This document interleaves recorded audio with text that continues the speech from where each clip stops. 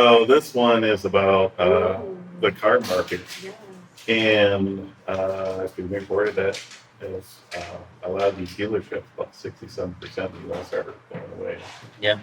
So Didn't I say that on episode 2? maybe, Yeah. probably. Yesterday, Chrysler notified nearly 800 dealerships that they will be closing their showrooms. The signage removed from what was the Mazda dealership, and while there are still a few Mazdas here in the parking lot, there isn't anybody inside to help you buy one. 30% of dealerships closing forever, 180,000 jobs eliminated, entire communities losing automotive retail. I'm standing in the empty showroom of Heritage Chevrolet in Bakersfield, California, watching the final auction of a dealership that served 4 generations of families for 78 years. The hydraulic lifts are selling for $600 each. The customer waiting room furniture goes for $50.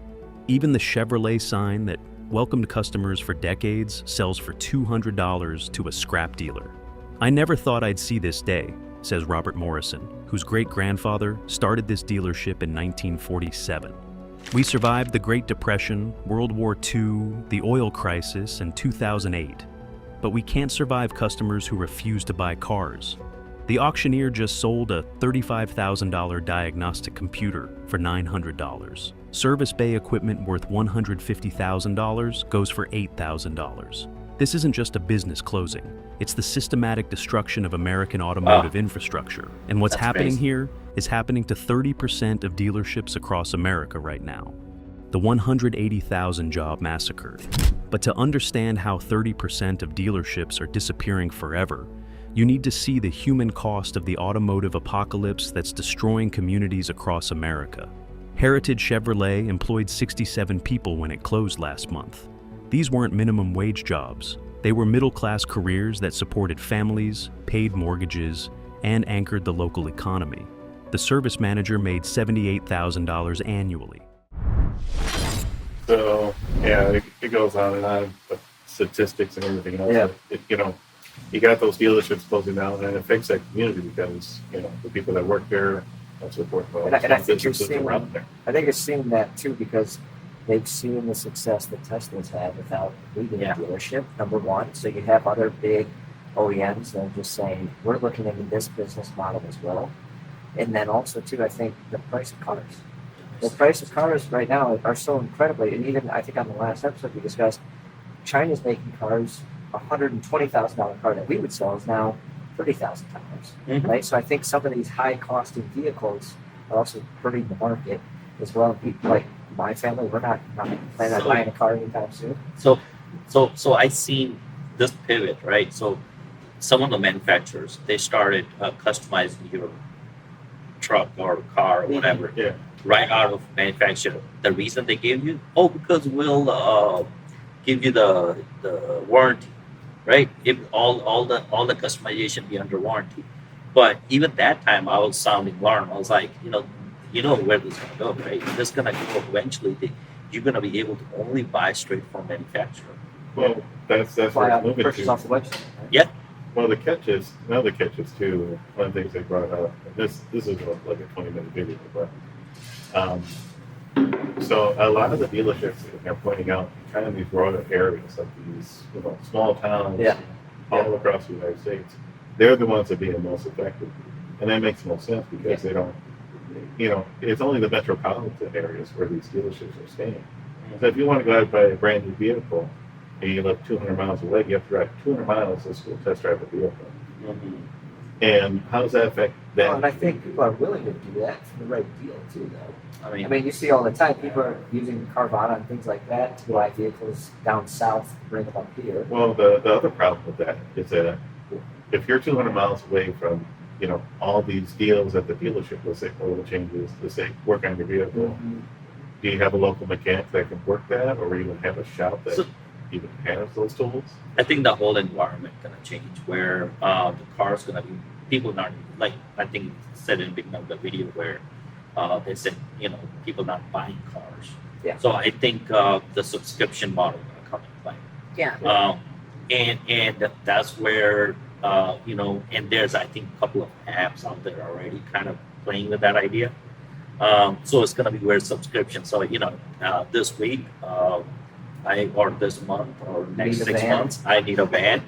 I got a bunch of events I need to go to. After that, for whatever reason, I need a truck or I need a, Sports car. or summer's here. I wanna, I mean, that makes sense to me. and that model been playing around for the last 4 or 5 years, and I think that's what's gonna happen.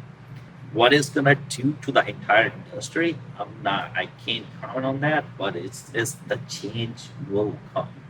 Yeah, me coming for homecoming this year, somebody who's very prominent in the automotive industry, we were talking about advertising, right? Mhm. Like advertising basically left Detroit. You cannot come back. She's like, I want to come back for like every person at homecoming will ask you, what can bring you back home? What can we get to bring you back home? And for her, it was like advertising. Well, advertising went away because now she's like automotive went away. Automotive is really no longer here in Michigan. It's going to Texas.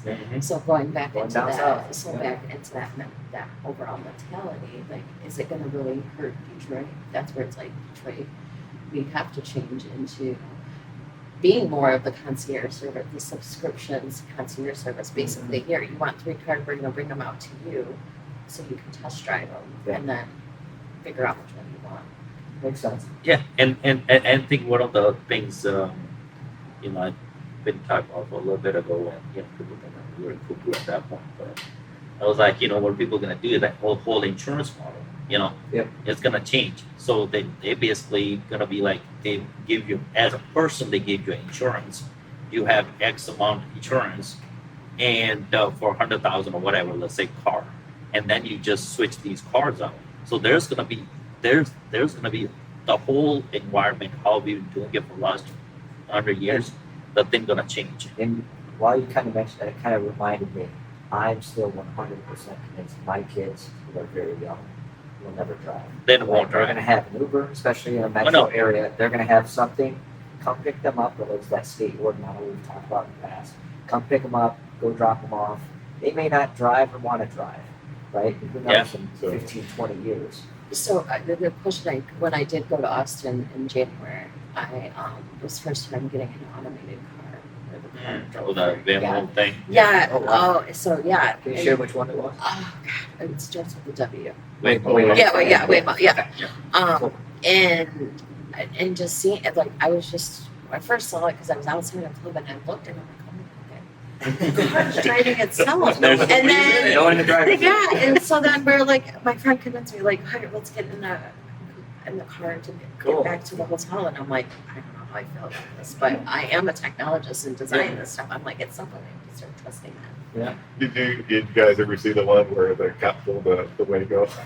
Yes, yes. Yeah. Yeah. Owego, is it? What is it? Waymo. Waymo. Waymo. Sorry. Yes. Yeah. Yeah. So there's a one instance where their car, basically some glitch happened. Technology glitches. Let's give it right.